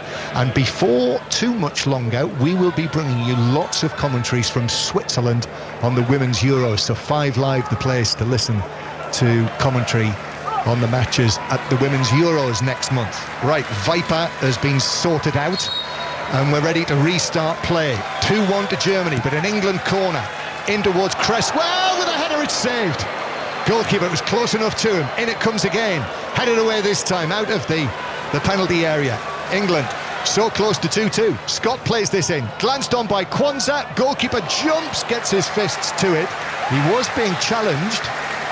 Thought that might be given as a free kick, but it's not. It's a corner after the challenge came in on him. Yeah, he looks extremely uncomfortable on the second chance, didn't he, Ernst, the goalkeeper? But the first one from Cresswell, it looked like it was top corner, but it wasn't. It was more down the neck of the goalkeeper. However, his reactions were quick and he managed to push it to safety. Another corner for England then. They are threatening an equaliser. And for large parts of this match, when it was 2-0, that seemed unlikely. But that's what's happening. They've had a good second half. McAtee with the corner, right under the crossbar, but goalkeeper Ernst is able to reach high and catch and hold on to it. And he's able to play it out. Has to get rid of it quickly, of course, with the new 8-second rule. I don't think it's been implemented yet, has it, at this tournament? I'm sure we would have heard about it if it had. No, I just think the goalkeepers are aware of it, so they're releasing the ball so much quicker. Yeah, which is a good thing. Speed up play, it's great. Yeah. I don't know whether you noticed last night, if you were watching the Spain-Italy match, what amused me last night was, were you watching when the man had to come on and catch the pigeon as the ball goes back? I'm surprised that has not been on social media, actually. Although they didn't get a very good shot of it on the television. The ball was played over the top here for England, but that'll bounce through for a goal kick. Referee stopped play. It was a shot of a pigeon sitting on the pitch. Next thing, a man has run on, caught it, and runs off with the pigeon. Brilliant. Is that a job title? Well, it was a cartoon. I know that much. We're going to see a change with number 19, Viper. That's it, Viper after his episode of cramp, and he's going to be replaced by the central defender Bright Ari Mb, who is an interesting one because he spent a good deal of his childhood growing up in England. Bright Ari Mb, born in Cameroon, came to England as an 11-year-old, lived in Bedfordshire, was at Norwich City and Chelsea, and having been in Germany, was at Bayern Munich actually for a time, is now playing in Portugal with Braga. So he's led an interesting life. Well travelled, isn't he? He is, and he's a big guy. Not as well as him, and he's only 22. Here is England's 23, Tyler Morton. 5 minutes to go, plus added time. Tyler Morton back into the centre circle to Jarell Kwanzaa, and Kwanzaa, after a stumble by Tresoldi, England keep possession. Norton Cuffy, he's certainly staked a claim, hasn't he, for a place in the team, Norton Cuffy, as McAtee tries to take it on, but the challenge comes in on the Manchester City man, and Germany are able to clear, comes back towards the edge of the penalty area and is worked away, but Hinshelwood will take up possession again for England. And do you know, if England were able to get a second goal, I think now, over the course of the 90 minutes, a draw would probably be just about fair enough, don't you think? You don't look convinced. I think Germany are just quite happy. I think they're just playing within themselves a little bit. Norton Cuffy with the cross. Hinchelwood was after that, but that was well headed away by Baum under pressure, diving towards his goal, but managed to head it away with Hinchelwood putting pressure on him. Norton Cuffy wants to play in the next game, doesn't he? Yeah. In his head, he's thinking, I need to make an impression here. But one thing I've been so happy about, John, is just how high he's playing, how wide he's hugging the touchline. Well, we've seen Archie Gray play the first 2 matches. We've seen Hinchelwood play there, but we've seen Norton Cuffy come on in the Slovenia match and tonight, and I think he's staked a strong claim. I absolutely do. I think he complements the team well. I think he allows more space in midfield because of how high he plays and how wide he plays as well. We have 3.5 minutes of the 90 to play. England are going through to the quarterfinals, but as runners-up, Norton Cuffy again attacking into the full-back position. Challenge came in on him from Nabel, took his legs away. It's a free kick, and it's like a short corner near the byline. He's been explosive, hasn't he, Norton Cuffy, when he's driven down that line. He's difficult to deal with, so powerful. Another couple of German changes. So the captain of this squad, Eric Martel of Cologne, just been promoted as the champions, is going to come on into the midfield with Baum. The right back Baum is coming off. So is the other player one of the right backs? Yes, it is. It's Namdi Collins who's coming on to replace him. So 2 of the absolute frontliners of this German under-21 side coming on for the final minutes, and Paul Vanna is the player replaced by Martel, the number 6. Right, this free kick for England in the left full-back position. McAtee to take this. Cresswell's caused problems. I'm sure he'll be the target here for McAtee, you would think. They're trying to get him space. In it comes from McAtee. It's flicked on at the near post, actually, wide and across goal. Didn't threaten the goal, and it's a goal kick to Germany. It remains England 1, Germany 2. Yeah, it was very clever from Jay Stansfield. He's got his back to goal and he almost flicks a leg out at it, tries to hook it over his shoulder. Very close to scoring an absolute wonder goal there. That's what he is. He's inventive in and around the goal area. Yeah, seen a bit of him for Birmingham City this season, and he certainly looks very capable of playing at a higher level, doesn't he? Having been at Fulham. As Germany, a rare German attack. Tresoldi gets away from Cresswell. Tresoldi shoots wide from an angle into the side netting. Beadle had it covered. Goal kick. Here's another one. Big shoulders, big broad shoulders, bustling his way through, powerful, and then gets it onto his left foot, strikes across the ball, tries to go near post, needs to go across the goalkeeper if he wants to cause an issue to James Beadle, but that's the threat that Germany carry now that they've started to introduce fresh legs and probably a little bit more quality in their team. Into the 90th minute, England 1, Germany 2, and there are no scares coming up here for England. They are going through, but only as group runners-up, and that's going to be a real test for them against Spain, which of course is the team that they beat in the final 2 years ago, Lee Carsley's team, in a very tense final when Curtis Jones ended up being credited with the winner. Deflected in, Cole Palmer's free kick, and right at the end, I'm sure you'll remember the penalty save by James Trafford to keep it at 1-0 for his 6th clean sheet for England. 6 clean sheets out of 6, and a rare win for an England team against a Spanish team in a final. We've since, of course, seen Chelsea triumph against Real Betis. Tyler Morton in for England, but that's headed away by Siebert on the edge of the box. 4 minutes of added time that we are into now. England still continue to search for this equaliser, which would mean England would, if they were able to get it, come through the group stage unbeaten. England, who've lost just 2 of their last 22 matches. Cresswell. Now here's Norton Cuffy again in space.